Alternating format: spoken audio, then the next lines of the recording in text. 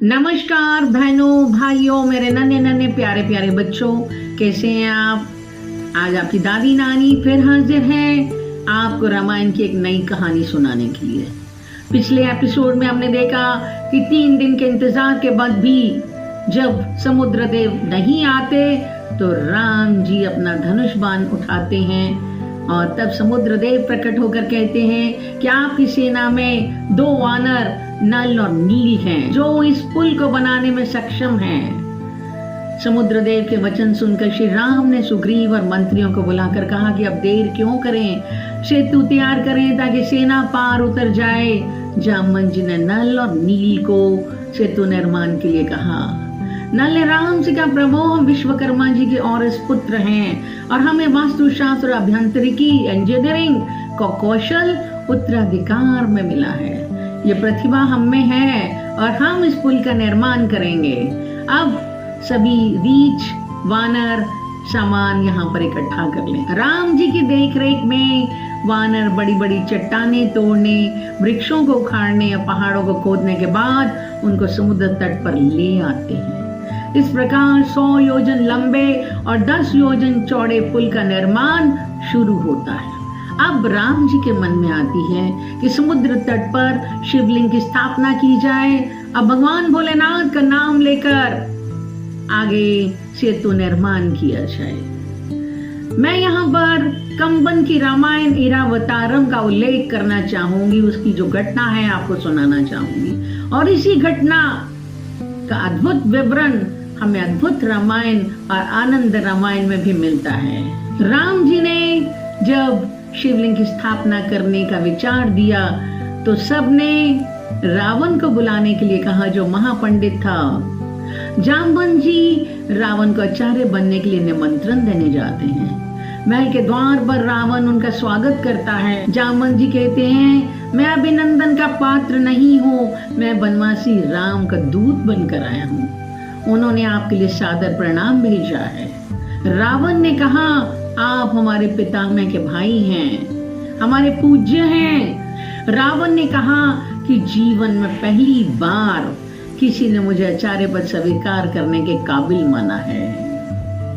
क्या रावण इतना मूर्ख है कि वे भारत में प्रथम प्रशंसित पुलस्त्य मुनि के सगे भाई महर्षि वशिष्ठ के यजमान का आमंत्रण अस्वीकार कर दे। जामवंत जी कहते हैं कि अधिकारी भी है आपका यजमान या नहीं है, ये भी आपको देखना चाहिए। रावण ने कहा कि आप लंकापुरी में पधारे हैं, यदि आपको बंदी बनाकर लौटने ना दें तो क्या होगा। तब जामवंत जी कहते हैं, रावण मैं उपकरण के साथ यहाँ पर आया हूँ जिसे लक्ष्मण जी ये सारी वार्ता देख और सुन सकते हैं। उन्होंने पाशुपात अस्त्र का संधान किया था। यदि आपने मेरा विरोध किया तो पाशुपात अस्त्र पूरी तरह से दानव जाति को समाप्त कर देगा। अब रावण सोचने लगा कि पाशुपात अस्त्र तो एक साथ 2 व्यक्ति काम में नहीं ले सकते हैं, चाहे वो मेघनाथ के पास ही क्यों ना हो। रावण कहता है कि मैंने जान लिया कि राम को मालूम है कि एक दूत का संरक्षण कैसे करना है। राम से कहना, मैंने आचार्य पद स्वीकार कर लिया। यही रामेश्वरम 4 धामों में से एक है, जिसे दक्षिण भारत की काशी कहते हैं। यही शिवलिंग 12 ज्योतिर्लिंगों में से एक माना जाता है। राम के नाम से इसे रामेश्वरम कहते हैं। इसे एडम्स ब्रिज भी कहा जाता है। ये तमिलनाडु के पंबन द्वीप को लंका के मन्नार द्वीप के साथ जोड़ता है। शिवजी ने राम को विजय का आशीर्वाद दिया।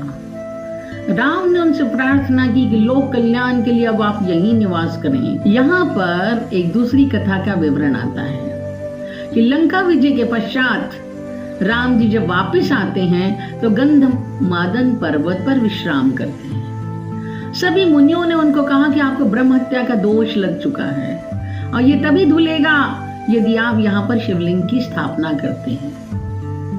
राम जी ने हनुमान जी को भेजा कि कैलाश पर्वत से शिवलिंग लेकर आए। हनुमान जी वहां पर पहुंचते हैं, शिव जी वहां दिखाई नहीं देते। हनुमान जी तप करने लग जाते हैं और शिव जी के दिखने के बाद शिव के आशीर्वाद से शिवलिंग लेकर आते हैं। लेकिन इधर मुहूर्त निकल रहा था तो सीता जी ने बालू का शिवलिंग बनाकर वहां पर स्थापित कर दिया।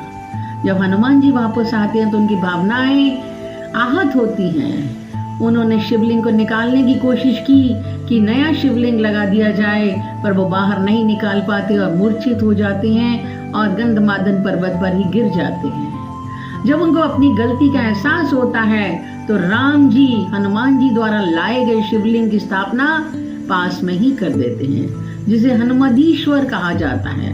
वाल्मीकि रामायण में भी उल्लेख आता है कि राम जी ये सब जगह सीता जी को वापसी में दिखाते हैं। इस प्रकार नल नील पुल को वृक्षों के तने बिछाकर समतल कर देते हैं।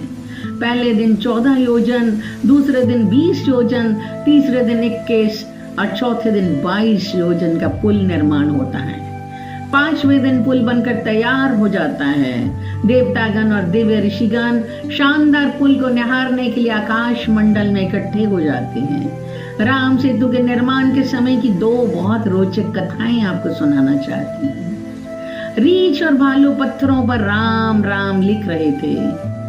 राम जी के मन में विचार आया कि क्यों ना मैं भी पत्थर डालना शुरू कर दूं, कुछ काम मैं भी करवा दूं।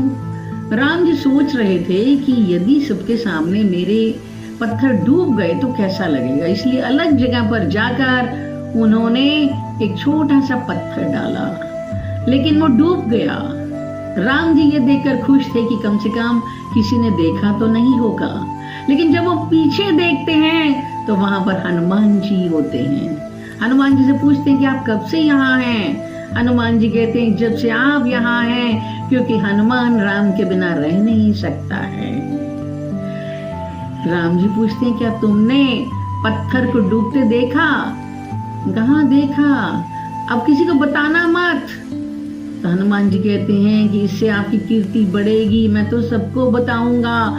ये पत्थर हम लोग ही तो हैं राम, जिसे आप छोड़ देंगे वो भवसागर से कैसे पार हो सकता है? हे राम, राम से बड़ा राम का नाम है, इसलिए जो जीव आपका नाम लेंगे वो ही इन पत्थरों की तरह से भवसागर में तैर कर चले जाएंगे।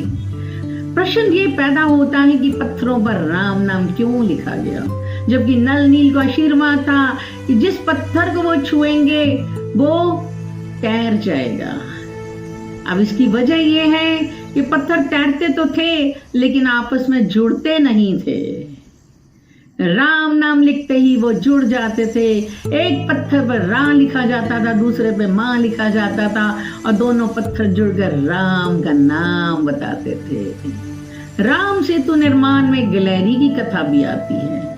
एक नन्ही सी गिलहरी रेत में लौटती और फिर सेतु पर चली आती, पानी में भीगती, फिर वापस चली जाती रेत लेकर, जो उसके शरीर पर लिपटी होती थी लेकर आ जाती। तभी वानर ने पूछा कि गिलहरी तुम क्या कर रही हो? उसने कहा मैं भी सेतु निर्माण में आपकी सहायता कर रही हूँ। तब वानर ने गुस्से में आकर गिलहरी को उछाला, मैं राम जी के नाम लेती है और उनके हाथों में आ जाती है। श्री राम ने वानरों से कहा कि इसकी रेत तुम्हारे पत्थरों को बीच में भरकर मजबूत कर देती है।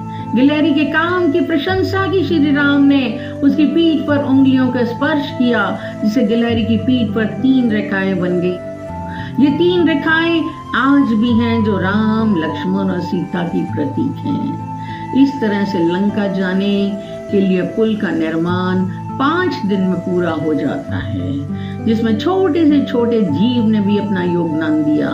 आगे हम श्रीलंका में मिलेंगे। जय श्री राम।